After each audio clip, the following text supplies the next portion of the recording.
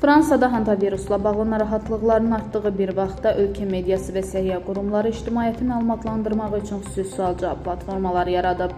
MV Handios kruz gəmisindən təxliyə olunan sərnişinlər arasından bir fransız qadının hantavirusa yoluxmasının təsdiqlənməsindən sonra Fransada epidemioloji nəzarət gücləndirilib.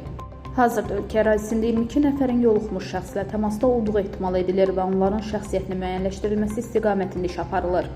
Fransanın Səhiyyə naziri Stéphane Risse bildirib ki, xəstə hazırda yoluxucu xəstəliklər üzrə ixtisaslaşmış xüsusi xəstəxanada müalicə alır. Nazir qeyd edib ki, xəstəxanadakı qoruyucu sistemlər virusun yayılmasının qarşısını almaq üçün yüksək təhlükəsizlik standartlarına uyğun qurulub.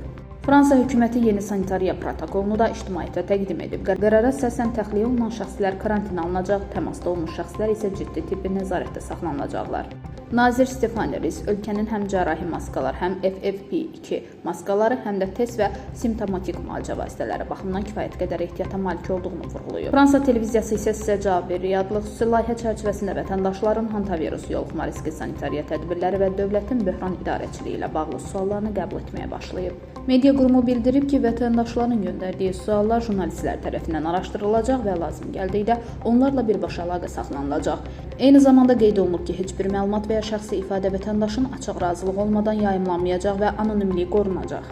Qeyd edək ki, virusun yayıldığı ocaq Cənubi Amerikadan Cabo Verdeyə doğru hərəkət edən MV Handios kruz gəmisində aşkarlanıb. İndiyədək virus səbəbindən 3 nəfərin həyatını itirdiyi bildirilir. Ölənlər arasında yaşı 70-i keçmiş 2 Niderlandlı sərnişin və 1 Alman turist var.